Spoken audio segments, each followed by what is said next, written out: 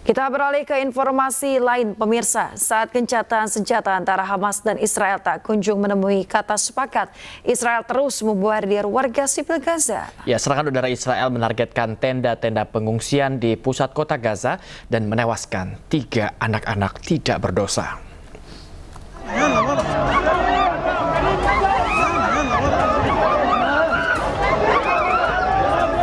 Kepanikan terjadi di lokasi pengungsian Al-Rimal, kota Gaza, Palestina. Tanpa kenal takut, warga berupaya mencari korban serangan udara Israel yang mungkin bisa diselamatkan. Warga mencari korban tewas atau selamat di antara tenda-tenda terbakar. Sebagai prioritas, warga mengevakuasi para korban selamat ke rumah sakit terdekat, sedangkan korban tewas dievakuasi kemudian. Akibat serangan udara Israel ini, 3 anak dilaporkan tewas dan sejumlah warga sipil lainnya terluka. Israel berdalih, serangan udara yang menyasar tenda-tenda pengungsian warga sipil ini menargetkan infrastruktur Hamas, meski kemudian dalih Israel kembali tak terbukti. Pemirsa, Israel kembali melanggar gencatan senjata dengan Hizbullah dan menyerang BK Lebanon Timur. Pemirsa, asap membumbung tinggi ke udara pasca serangan Israel menghantam sejumlah titik di kawasan BK Lebanon Timur pada hari Selasa. Serangan ini merupakan serangan kedua sejak gencatan senjata antara Israel dan Hizbullah diberlakukan pada bulan November 2024. Belum ada laporan terkait korban jiwa maupun luka.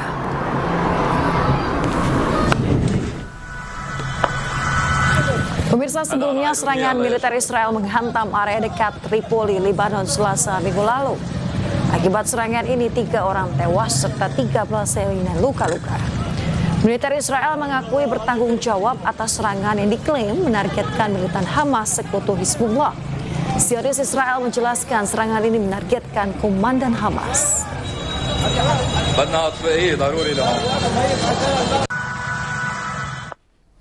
Pemirsa, penyerangan rakyat Gaza oleh tentara Israel masih berlangsung hingga saat ini. Ya, tercatat lebih dari 58.000 warga Gaza tewas sejak awal Israel menyerang Palestina pada Oktober 2023 lalu.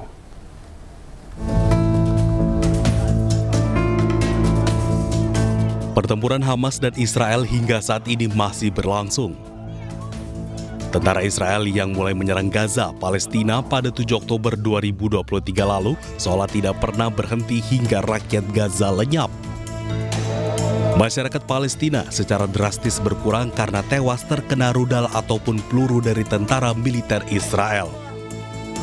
Tercatat hingga saat ini jumlah korban tewas warga Gaza yaitu 58.026 orang. Selain itu, jumlah korban luka mencapai 138.520 orang.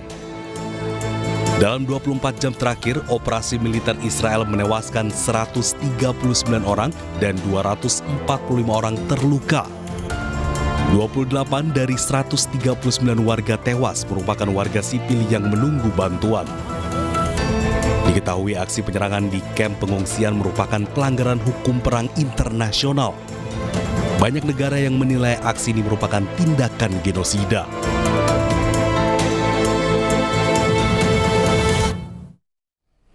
Pemirsa, perundingan gencatan senjata kedua Hamas Israel berakhir buntu. Ya, Hamas menuding Perdana Menteri Israel Benjamin Netanyahu tidak mau kesepakatan ini terjadi dan tetap ingin berperang.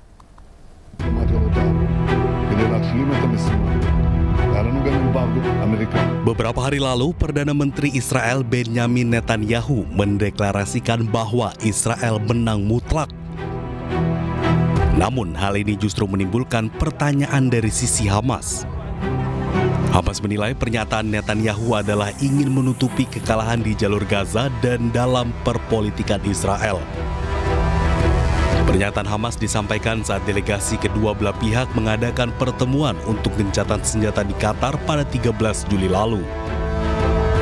Gencatan senjata Hamas Israel awalnya diusulkan oleh Presiden Amerika Serikat Donald Trump.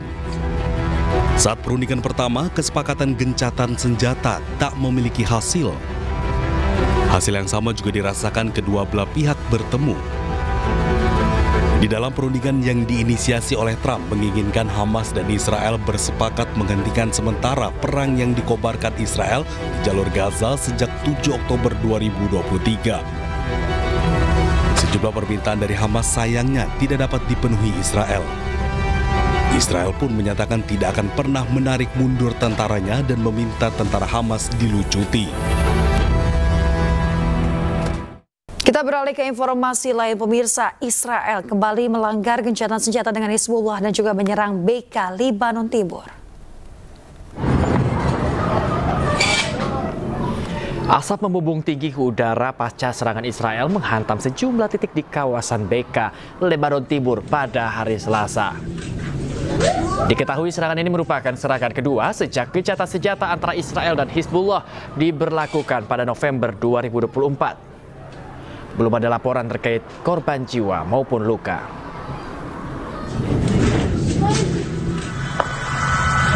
Sebelumnya serangan militer Israel menghantam area dekat Tripoli, Lebanon Selasa minggu lalu.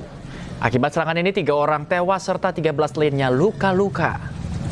Militer Israel mengakui bertanggung jawab atas serangan yang diklaim menargetkan militan Hamas sekutu Hizbullah. Zionis Israel menjelaskan serangan ini menargetkan komandan Hamas.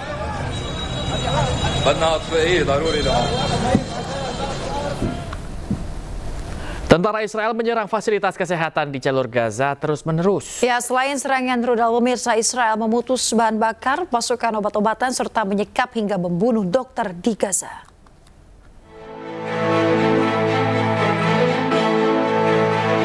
Lebih dari 600 serangan Israel merusak fasilitas kesehatan di Gaza sejak awal serangannya pada Oktober 2023.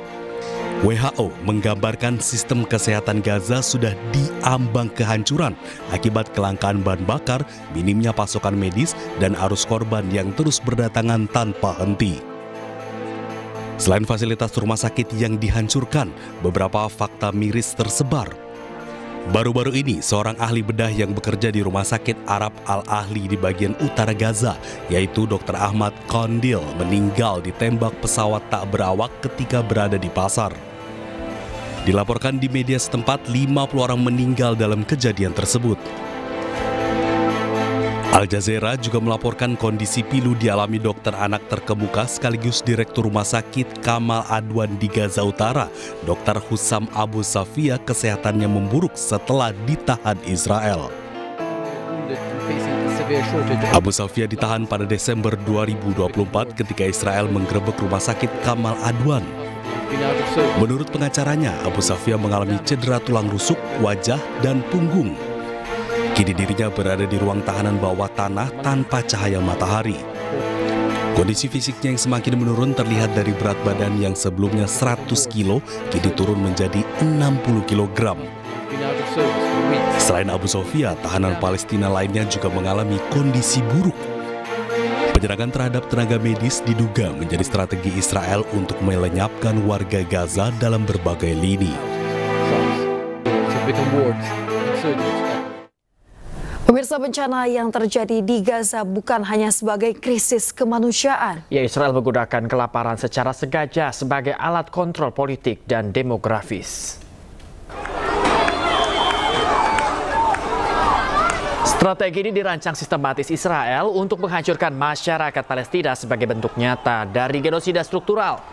Dalam usahanya mendominasi dan menghapus aspirasi rakyat Palestina, Israel telah melangkah lebih jauh dari sekedar pemboman dan penghancuran infrastruktur, di mana serangan mereka menyasar hal yang paling mendasar bagi kelangsungan hidup, yakni akses terhadap makanan, air, dan kebutuhan pokok lainnya.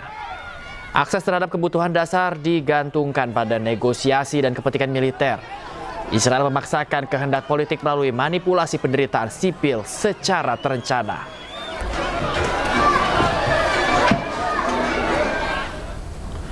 Informasi lainnya, pemirsa, perundingan gencatan senjata kedua Hamas Israel berakhir buntu. Hamas menuding Perdana Menteri Israel Benjamin Netanyahu tidak mau kesepakatan ini terjadi dan tetap ingin berperang.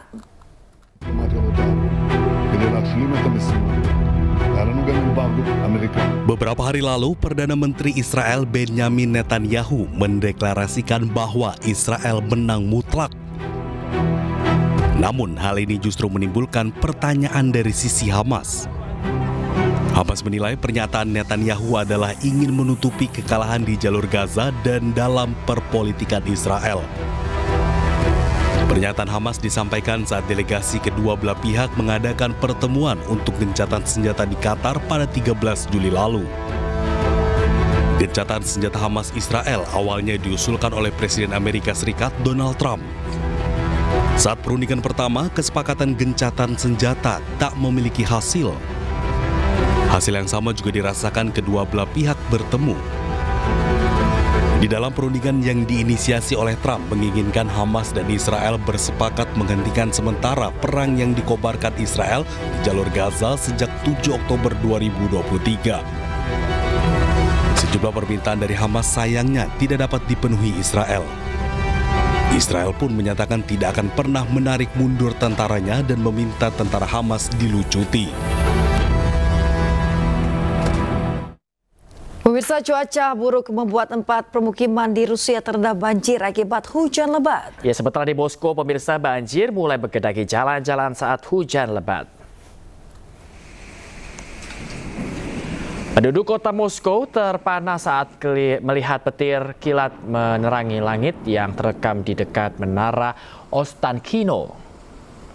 Hujan deras yang memicu banjir membuat banyak kendaraan mulai terendam.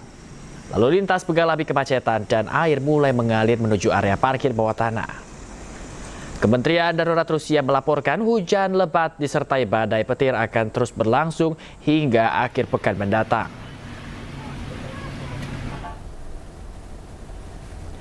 Rekaman drone memperlihatkan beberapa desa terendam banjir akibat hujan lebat di wilayah Yakutia, Siberia. Rumah-rumah di Oymyakon dan Orto Balagan, hutan dan juga daerah sekitarnya terlihat terendam banjir, pemirsa. Pusat Darurat Rusia melaporkan banjir melanda 63 halaman rumah yang dihuni oleh 236 warga, termasuk 46 anak-anak. Tim tanggap darurat diterjunkan sebanyak 43 personil dan 15 peralatan dikerahkan untuk membantu evakuasi untuk mengurangi dampak banjir.